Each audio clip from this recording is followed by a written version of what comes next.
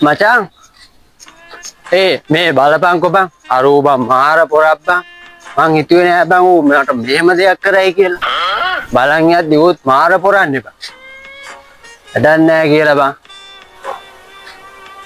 මොකෝ මේ බලපංකෝ බං මං කාට වුණත් උදව් කරනවනේ තරහකාරයෙකුට උන එහෙම උදව් කරන මට අර ඌ එහෙමයි කරේ මං හිතුවේ නෑ බං ඌ කවදාවත් මට එහෙම කරයි කියලා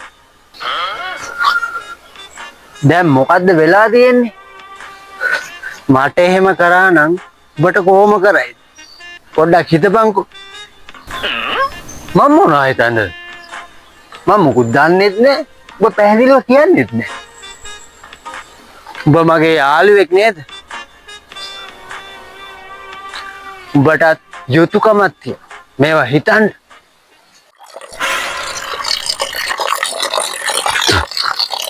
අනේ අම්මා බා තෝ කියන මම දන්නෙත් නෑ මට තේරෙන්නෙත් නෑ ත පැහැදිලිව කියපන්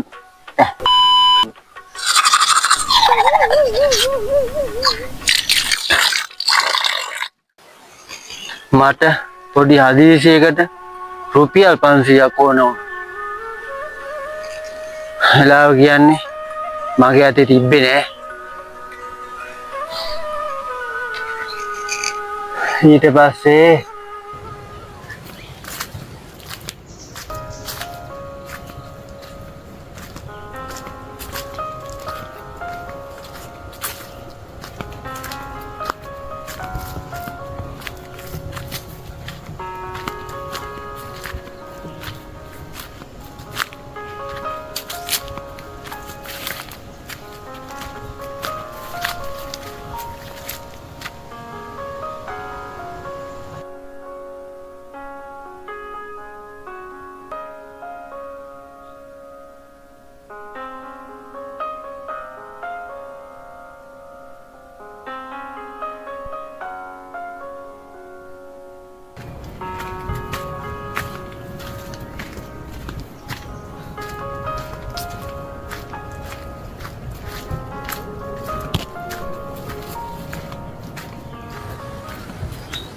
මං ඒකත් අරගෙන කෙලින්ම ගියේ පැතුමලා ගෙදර.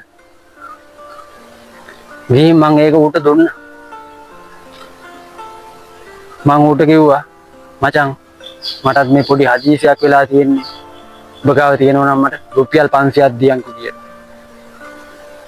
ඊට පස්සේ ඌ මට කිව්වා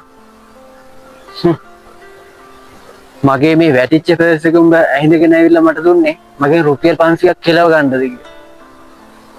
අනේ නිකන් ඵලයක් යන්න තෝපි වගේ උන්ට අපි ගාව සල්ලි නෑ දෙන්න. ඵලය යන්න පැත්තනේ කියලා මාව එලව ගත්තා බං. ඒ වුණාට ඌ ගාව සල්ලි තිබ්බා. ඇයි බං මිනිස්සු අපිට එහෙම කරන්නේ? ඔබ දන්නවද? උඹේ මගේ එතකොට අපේ දෙමව්පියෝ අපේ ඥාති සහෝදරි යාළුවෝ ඔය කාගේ අත දිහා බැලුවත්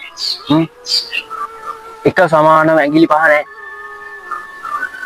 එකක් දිගයි, එකක් කොටයි, අනික තවත් දිගයි, අනික තවත් කොටයි. ඔය වගේ පස් ආකාරයකට තමයි පිටලා තියෙන්නේ. ඒ වගේ තමයි බම් මිනිස්සු. අපි ඔක්කොම එක සමාන නැහැ. වෙනස්.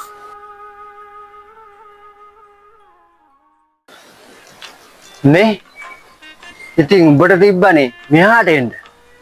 ඔය එකේ ගාගෙන සල්ලි ඉල්ලලා නිකන් පාචල් වෙන්න ඕනේ නෑනේ. උඹ ගාවත් සල්ලි නෑනේ. ඒකයි බං ආවේ නැත්තේ. ඒ වුණාට උඹට එන්න තිබ්බනේ. අඩෝ. ඒ කියන්නේ උඹ ගාව සල්ලි තියෙනවා. අඩෝ මේ මට රුපියල් 500ක් දියන්කෝ එහෙනම් මම ඉක්මනට දෙන්න. දියන්කෝ බං. මං ගාවත් නෑ. ඇහුන්නේ මංගාවත් නෑ බං.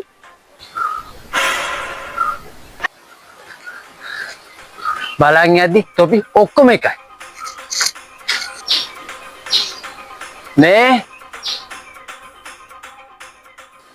ඔක්කොම එකයි නෙවෙයි. ඔක්කොම එක සමාන නෑ.